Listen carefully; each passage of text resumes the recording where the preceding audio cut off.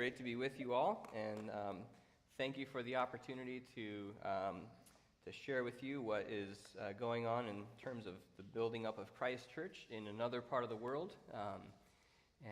We thank you as a church family for your support and your prayers and for your involvement with us in the task of the Great Commission here and around the world. So thank you for that. What I'd like to do in the 45 minutes that we have is just go to God's Word briefly, orient our thinking. I'll try to be brief about that. And then hopefully give a couple of pictures and a brief update about how life and work is going in Zambia. But first of all, let's open our Bibles to 2 Corinthians chapter 10. And I want to draw your attention to a paragraph in Scripture, 2 Corinthians chapter 10.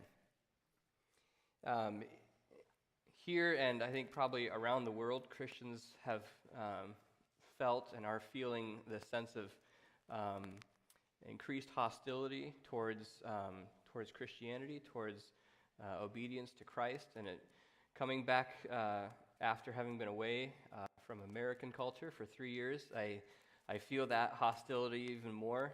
It just feels more and more like Christians are on the defensive, and it's easy to, I think, lack direction and to know what it is that we as Christians ought to be doing in the world that is becoming increasingly hostile towards the gospel.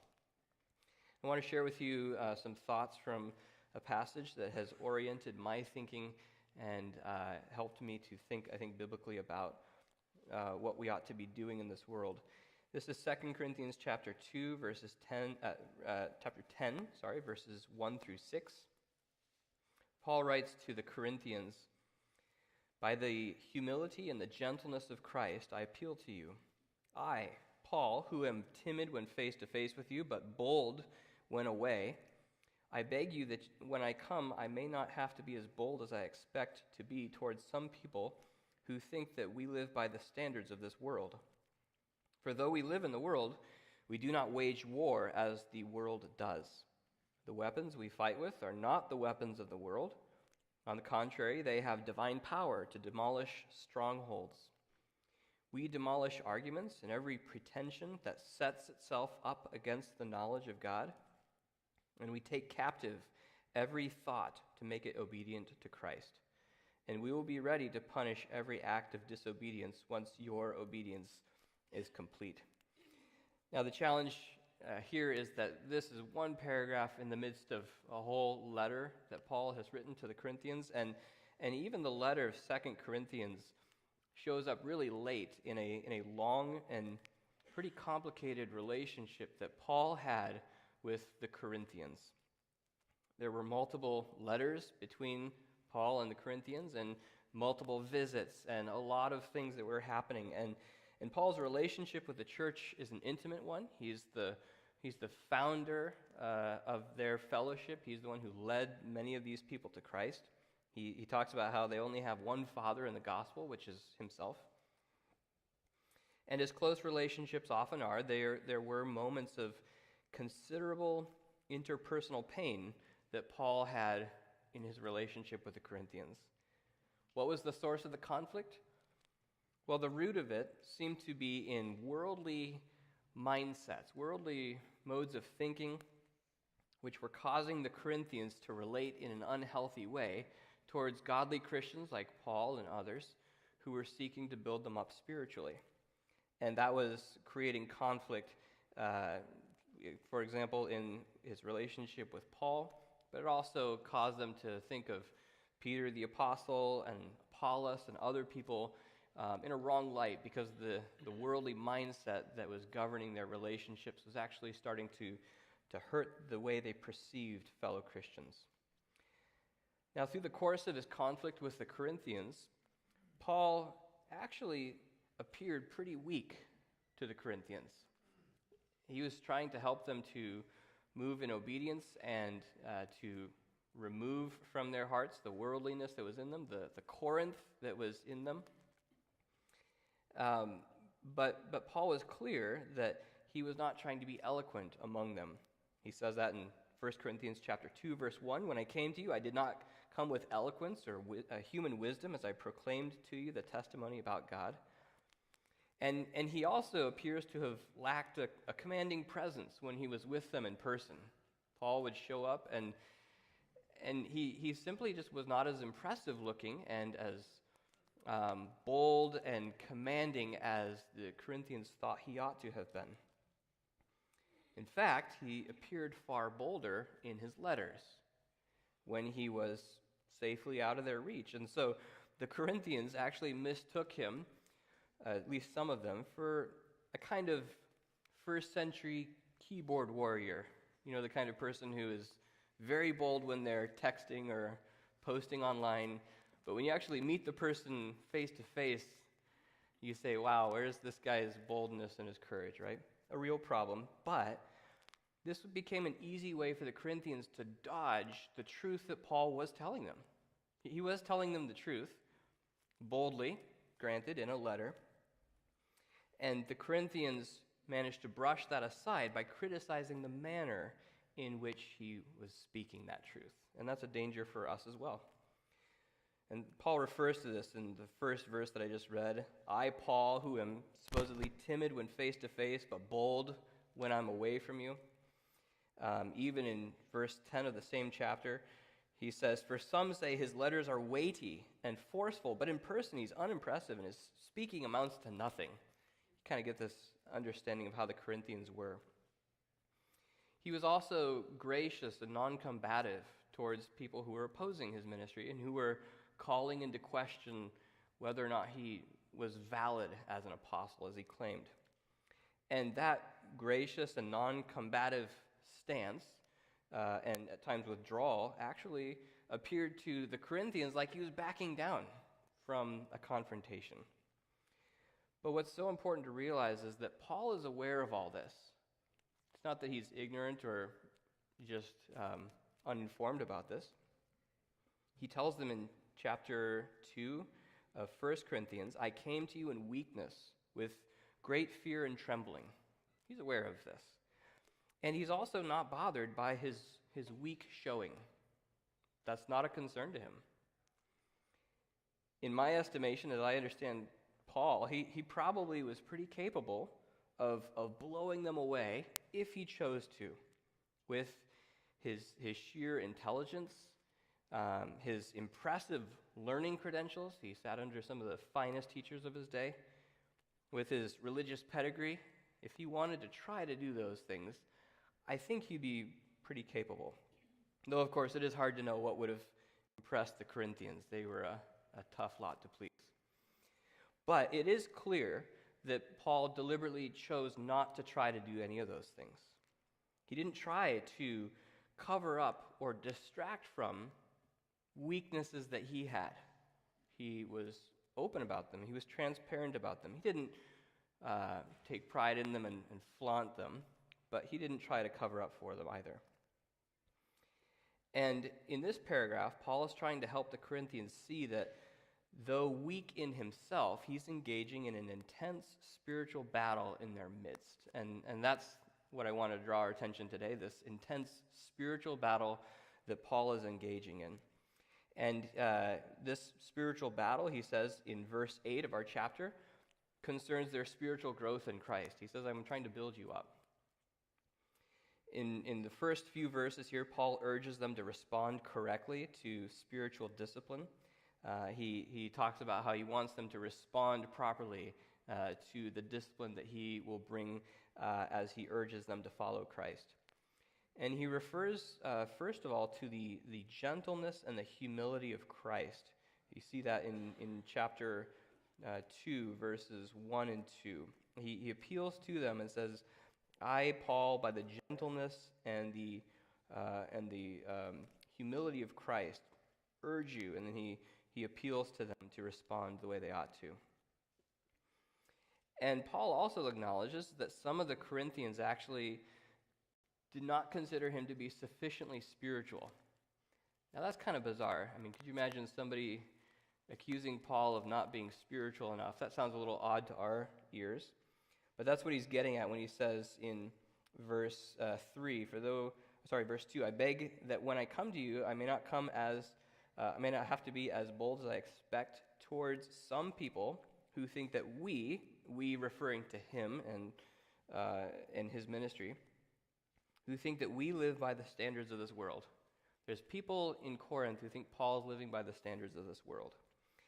Well, Paul uses this term, world, as the NIV says, or flesh, as the ESV says, and he actually takes this term that they're taking as an accusation, and he claims it, and he kind of turns their whole argument on their head, and he does so by using this term to contrast his own weakness with the power of God.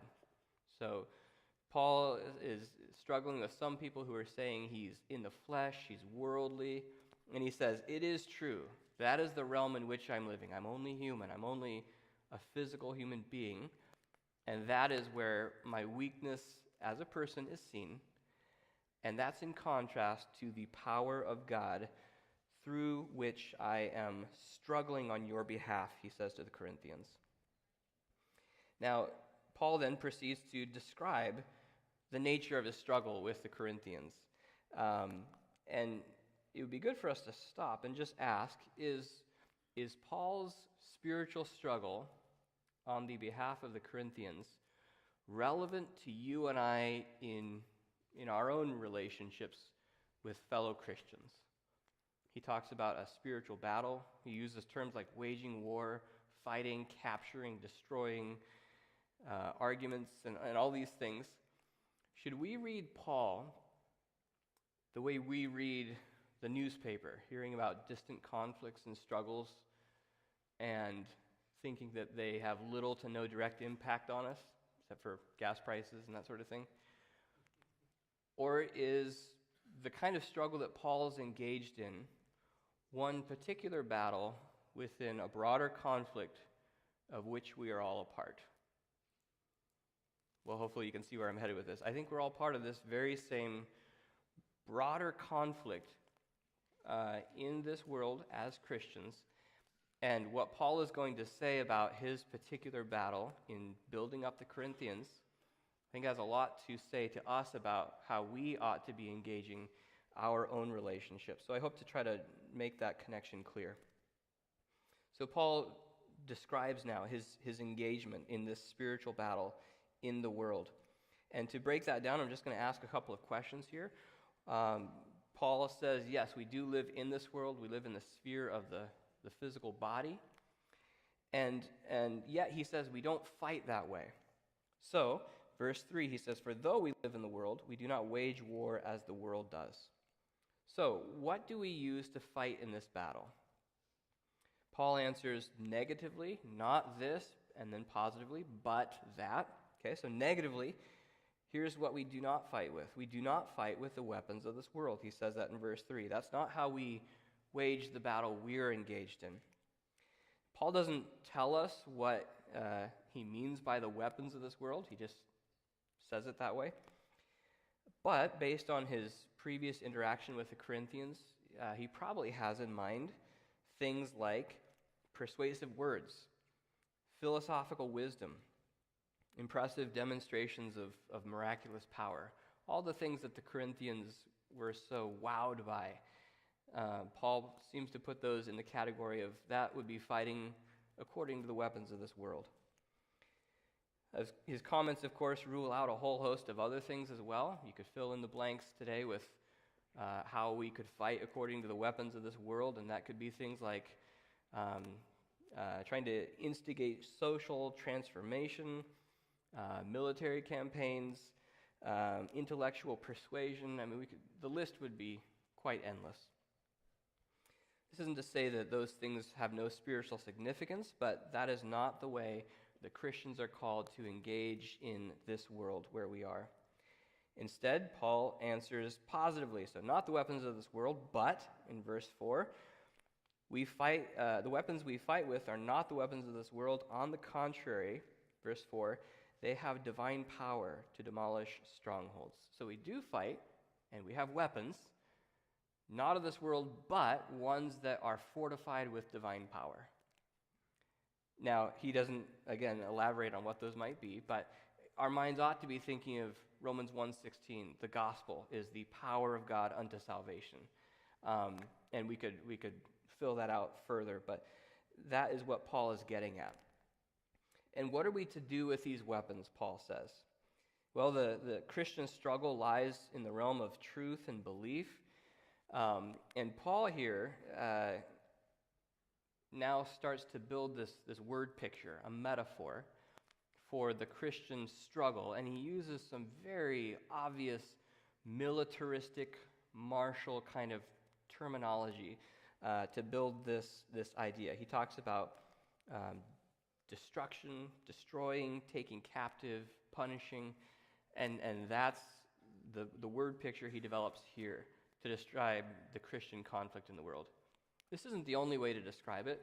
Paul elsewhere, because he loves word pictures, described his relationship with the Corinthians like a nursing mother and giving birth. Okay, so there's more than one word picture that could capture what's going on, but Paul here uses these terms. What are we to do with the weapons that we have, these spiritual weapons? He shows us that in verse 4. On the contrary, they have divine power, referring to the weapons. And then he says, and then he describes the use of those weapons. What do we do with them? We demolish strongholds. So he has these verbs of destroying and later on capturing. We demolish strongholds, he says in verse 4. What strongholds? What are you and I called to demolish or tear down? He elaborates in verse 5. He says, we demolish arguments and every pretension that sets itself up against the knowledge of God. The battlefield that you and I are in is in the realm of what the Bible describes as the human heart. Don't think about heart the way our cultures tend to narrow it to the sphere of your affections and your emotions. Don't exclude those either. It's actually the whole you, as the Bible describes it. The heart includes your intellect, what you think and believe. It includes your emotions and your affections, things that you prioritize. And it most certainly also includes your actions and your behaviors where you act on those priorities, those beliefs and affections. That's the whole you, as the Bible describes it. And that is the battlefield. That's the battleground where we are. The mortal threat in this battle lies in those aspects of the human heart which pridefully exalt themselves against the knowledge of God. You notice how he described that in verse 5. Every argument and pretension that sets itself up against the knowledge of God. Think of the setting up not just something neutral or passive. It's actually an aggressive, combative confrontation. There are beliefs and pretensions in human hearts that are actually aggressively opposed to the knowledge of God. And that's where the battle lies. That's where you and I ought to be engaged in this world as we seek to spread the gospel, help people grow spiritually. And Paul is motivated by his love for the Corinthians, and he's determined to destroy not the Corinthians, but those things in their hearts which are opposed to the knowledge of God, lest those wrong beliefs, ideas, pretensions actually destroy the Corinthians. Because remember, this is a battlefield. These things will destroy the Corinthians. They will result in their spiritual ruin. And so out of love for the Corinthians, Paul is determined to destroy those things, those beliefs, behaviors, ideas, etc., that are exalting themselves against the knowledge of God. He has a second military verb he uses, capturing every thought, he says in the last part of verse 5, taking captive every thought to make it obedient to Christ. And so this battle, this spiritual battle, also involves taking captive every thought that's in revolt to the lordship of Christ and bringing it in line with obedience to him. And notice how the knowledge of God and obedience to Christ are two terms that Paul uses, but actually he uses them as one and the same thing. The knowledge of God would be the obedience of Christ and fearing him and walking in line with what he has taught.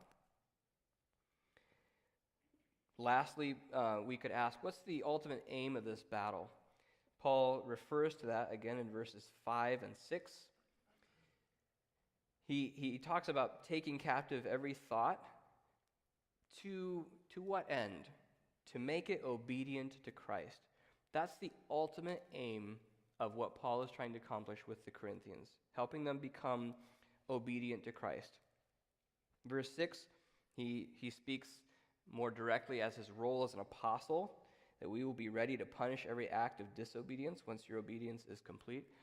There are definitely certain aspects of Paul's work that are unique to his role as an apostle. I think this discipline is perhaps one of them. I don't think that we're called as individuals to go discipline fellow Christians, though we do know there's this thing called church discipline, where as a congregation we can exercise that with a sinning brother or sister. That's the ultimate aim of this battle, is obedience to Christ. And before we move on from here, I just can't help but observe the example that Paul sets in this battle. Remember how he led off in verse 1. He says, I appeal by the humility and the gentleness of Christ. And that is the anchor point that Paul is trying to emulate as he engages in a hostile, confrontational battle with the Corinthians. He is seeking to emulate the humility and the gentleness of Christ. And at times, that requires also boldness. He says in verse 2, I who am bold when I'm away. There were times when Paul had to be very direct and very confrontational. He even wrote them previous to this something that he called a painful letter, and he had a painful visit. Okay, so there were times when things got a bit ugly and confrontational. And yet, the humility and the gentleness of Christ were the thing that Paul was holding forth. And we ought to appreciate how these things go together. This warfare, this battling, this destroying, taking captive, and all that. We ought to appreciate how these go together. Waging warfare against the prideful rebellion against God and the human heart with the gentleness and the humility of Christ. Those things are not opposed to each other. If your view of Christ begins with gentleness and humility, don't let it end there, but remember that he is also a king, and he exercises lordship, and that he has determined that every knee will bow in heaven and on earth, and every tongue will confess that he is Lord. And so these things go together, and that's what Paul is doing in terms of the spiritual warfare among the Corinthians. He is seeking their good, and that is ultimately wrapped up in their obedience to Christ. This task of engaging in spiritual warfare and bringing thoughts and arguments and ideas into captivity to obedience to Christ is, in that broad sense, something that we all ought to be engaging in. We ought to be able to reflect on our own thinking and meditate and ask, are there beliefs, affections, behaviors in me that are setting themselves up against the knowledge of Christ, the knowledge of God, and are therefore in revolt to Christ and his lordship. And after we have self-examined and asked for God's Spirit to reveal those things to us, we ought to be able to lovingly consider our brothers and sisters and to do likewise, again with the gentleness and the humility of Christ, to see where there are beliefs, affections, behaviors that are in disobedience to Christ. And in love, we ought to go to that person and we ought to engage them with the truth, because that is where the spiritual battle lies. And I would encourage you to think in these lines and meditate on this as you consider your own relationships. This spiritual battle is, I would argue, the same world over, and it's an important aspect of even what we do in Zambia at Central Africa Baptist University. we have our broader mission statement as training the next generation of servant leaders in Africa for Great Commission living. And that, of course, includes the idea of becoming obedient to all that Christ has commanded. I want to transition now to give you a brief update about what we have been doing in Zambia, and give you a feel for what kind of work we're engaged in. And if I happen to end a little early, you might even have time for a little bit of Q&A, which I'd be happy about. Sarah and I have been living in Zambia now for about 11 years, and teaching at Central Africa Baptist University, where I teach some basic Bible doctrines courses, a bit of language courses, and then Sarah and I also teach a first-year critical thinking course for our first-year students. And we are members at Faith Baptist Church of Riverside, and we have a Zambian eldership, and I serve as a deacon there, along with some other men there. And we're trying to be healthy church members, healthy Christians, as we all ought to be doing, and serving well and effectively in Christ's church. Since last we were with you guys, we've added a couple of kids. This is our newest addition. This is Tristan. He was born just a little over a year ago in Zambia, and so we're thankful for his energy and his enthusiasm about life. We were with you guys, well, we were in the States last in 2019, but I don't think we actually were with you all here. So this is Camille. She looks like she's in the middle of a long and exciting story, as usual, telling us about something. And she was born when we were in the States last in May of 2019. But that trip, we didn't do much more beyond have a baby and, yeah. So with these two, in the last 3 years, we've kind of been experiencing some parental jet lag, like out of nowhere, these two little ones, and it's been great. They've had a disruptive force in terms of our usual plans and routines. Sarah commented that it felt like we were kind of engaged in culture shock all over again, because this time it's now as parents of little kids, and that was really true. But we're thankful for these additions to our family. Travel over this way was pretty exciting. We're glad that the travel's over, and but we saw a lot of fun things, and the kids enjoyed the airplane for the first few minutes anyways. So that's kind of a family update. We've been continuing to kind of get our feet back under us, just adjusting to church life and school life and all, life in general, but with kids, but we're thankful for them. On the school front, a lot's happened in the last 3 years or so. We had a lot of campus development, buildings and that sort of thing to accommodate some program and student growth. And so we started off, I think this first picture is in 2020, right when COVID hit. We've been working on a large multi-purpose kind of a commons area on campus. And you can see the mid-stage of it and then the completion there on the bottom right.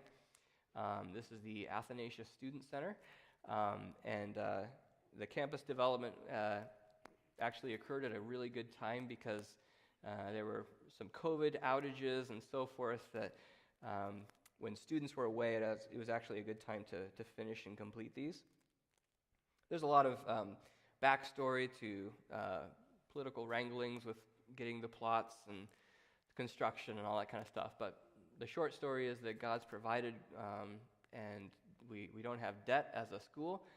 These buildings are constructed and all paid for, so we're really thankful for that, and they've been great to accommodate our growth.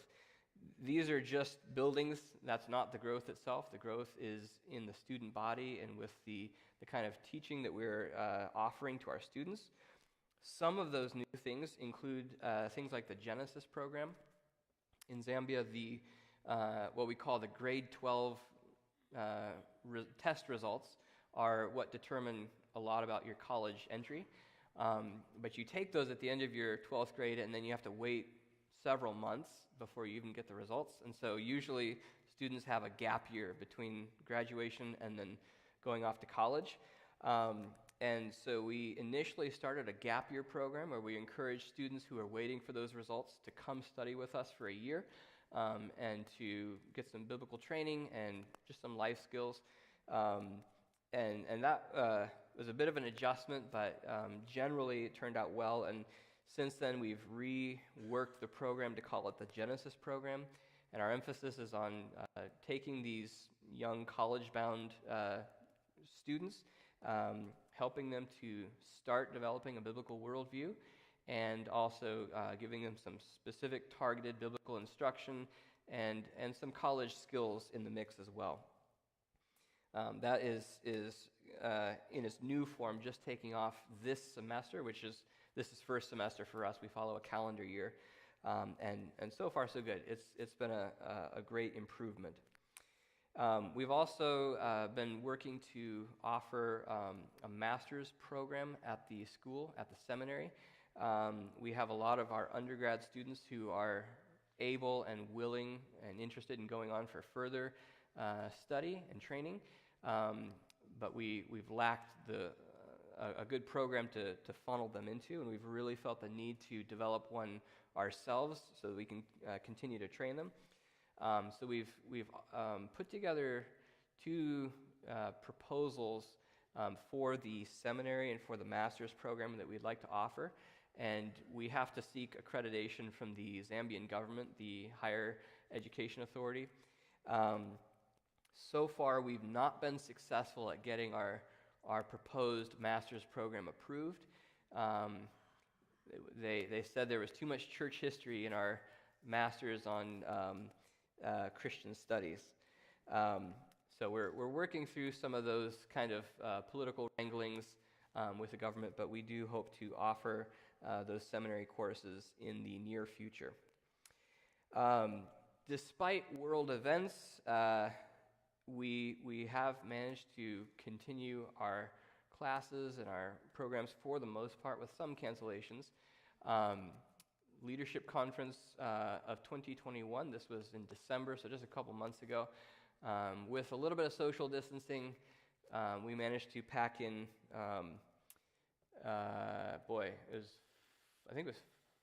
forget the number, 400 or 500. There was quite a few people there, and we were excited to see the turnout. It's a week-long conference where we bring in special speakers. There's block classes going on for pastors. There's general sessions. And this is very much the attendance that we would see before COVID. So we were excited to see that after just 1 year of canceling that, we were able to see a lot of people come back. And so super excited about that. That was in December of last year. And this is, by the way, the main room in that new building that we constructed. And that was really the purpose for this. Without social distancing, we can squeeze in about 800 people under one roof, which is really the need that the conference had for us. With social distancing, we can still get 400 or 500 in. So it's been super, super effective in accomplishing our objectives as a school. Graduation took place, and then that was February of 2022, this year, and we flew out the next day to the States from there, but we're excited about a good graduating class and some good attendance at our graduation ceremony. So there was one semester where we had to finish our schooling, our semester online because COVID kept us from meeting. And that was first semester of 2020, and that was a really hard semester, but we managed. And since then, we've been able to actually meet in person for the most part and continue our instruction like normal, which is always ideal. On the church front, church life, we just continue to enjoy the close relationships with our fellow Christians there. It's really awesome to be part of a church family where um, we're definitely a minority. We're one of like 3 American families, and that's super awesome because it's great to see the health and the strength of the church present in another part of the world, and we fit in where we're able and try to use our spiritual gifts as we are able, but we definitely are on the receiving end of a lot of that as well, which is really, really awesome. COVID definitely has created the same kinds of challenges world over, kind of identified people whose commitment to God's, the meeting of God's people was perhaps a weak commitment. Despite that, though, we continue to see growth. We're excited about that. One aspect of our church life that we've been really thankful for is our young adults. Every Friday, the first Friday of every month, we have our young adults meet. Used to be at our house in our living room right here, but our group got a little big, so now we meet at the church. But we meet with the young adults from our church and from the area, some of which come from Copperbelt University. The second largest university in Zambia is just right next door. And we usually have a time of board games and fellowship, followed by a meal, and then some discussion, usually been about the Sunday sermon, about applications and that sort of thing. And this time around, we've started a Bible study in the book of Ecclesiastes.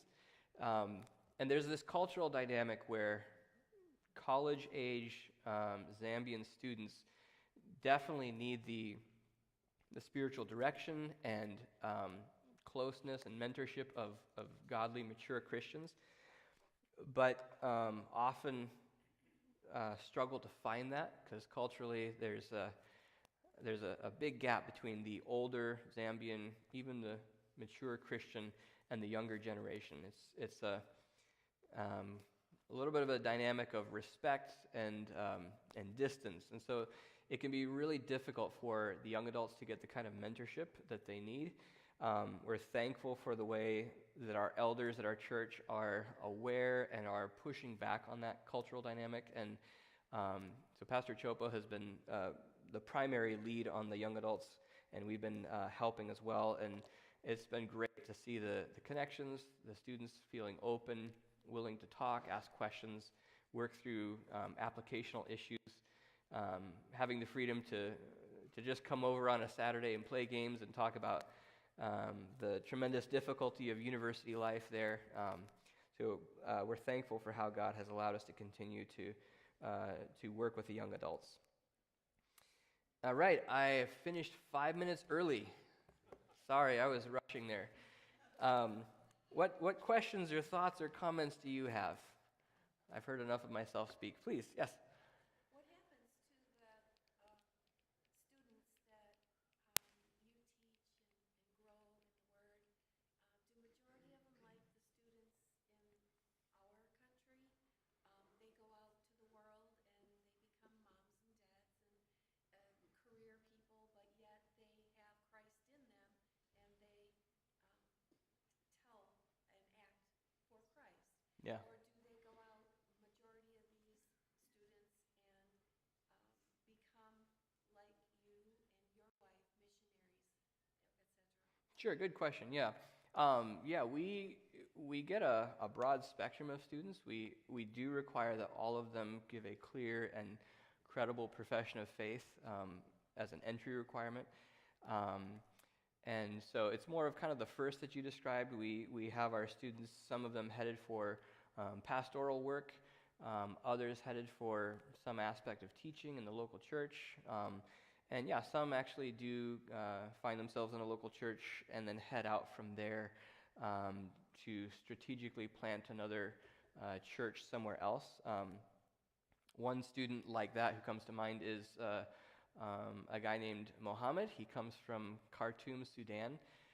He graduated from our college, and while he was there, he was an intern at Faith Riverside. And before he graduated, he asked if our church would consider kind of being a sending force to get him back to Khartoum so that he could start planting a church. And so we have done that. So he is now a fellow Christian who we've sent out to start a church in Khartoum, the capital of Sudan. And yeah, it's been exciting. There's already a core group of Christians there. We've sent elders and deacons on 2 different trips from Zambia to go check up on him and see how the work has progressed. I was able to be part of the second trip in October of last year, and yeah, so that's an example of a student going strategically to plant a church in another place. Yeah, great question. Yes? Hey, Kevin, how do you connect with the students? Like you said, you have this game night. Do you reach out to the university, or is it just a natural thing that they're coming? Or Yeah, we did a lot of outreach initially, but we've got a point where we have some momentum where a lot of our students who are at the university will tell other people, and we're on this online WhatsApp group, so more people are being added, and it's just had a big snowball effect, which is great. That's also why we couldn't do it in our living room anymore. So the word's kind of gotten out that way. Recently, though, as of just this past year, our church has actually employed a full-time guy to be our campus outreach coordinator. So he's bringing some discipline and structure to kind of what was a little bit more of a word-of-mouth thing. But yeah, we're hoping that'll continue from there. Great question. Yes? What would you say are most of the obstacles that are facing the students and the culture there? Yeah, good question. Boy, probably a list of them. None of them stand out just on their own, but great question. There's definitely kind of a nominal Christianity that's assumed. When somebody says that they're a Christian in Zambia, as most Zambians do, they simply mean that they're not Muslim. But what following Christ actually looks like, and your commitment to Christ as a way of life, so that's a big one, just the nature of true Christianity. There's other things like the kind of the prosperity gospel. That's definitely a very powerful, persuasive influence, and most of our students and people we know have some kind of a connection with that in their past at some point. There are just cultural issues about arguments, pretensions, and all that, and behaviors that are opposed to obedience to Christ, that are not easily talked about because some of them are taboo. Things like, for example, relationships between men and women and human sexuality is just not a topic that is very easily addressed. And as a result, the lack of teaching can result in a lot of those kinds of challenges. Those are just a few. Just ask Sarah afterwards. I'm sure there's a whole host of things that I've forgotten, but those are the ones that come to mind. Great question.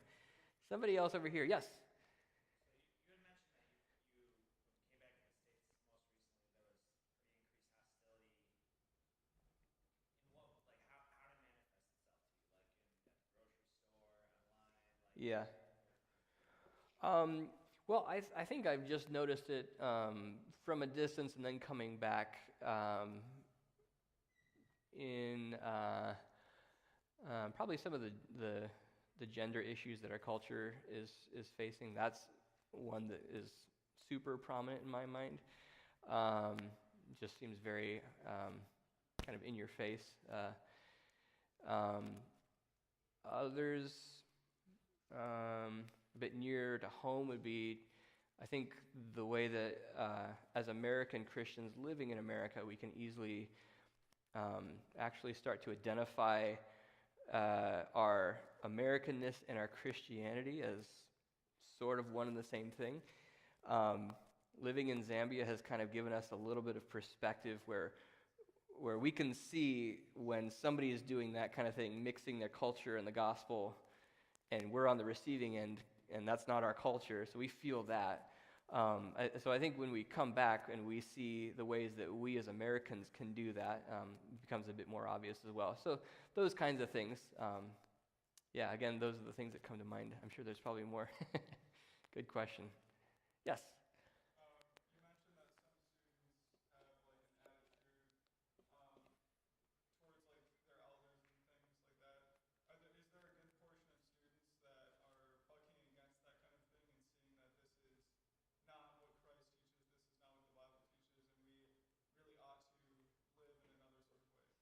Yeah, that's a good question. I think many of the students that I've interacted with know that there's that cultural barrier between the older generation of Christians and aren't happy that it's there.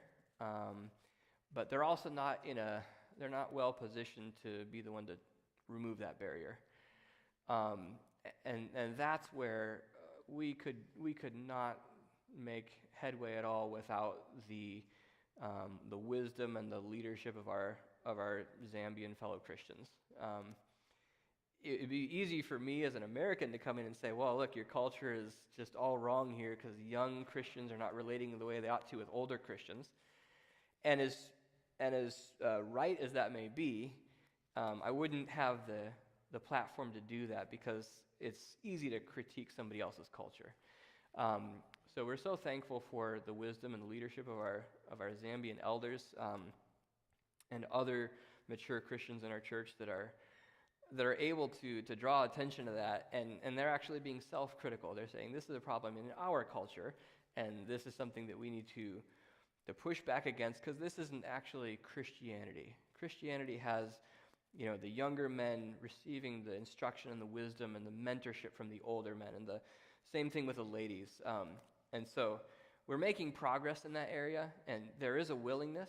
There's even a willingness on the part of the older, more mature Zambian Christians, and they know that's a problem, but it's hard to change your culture.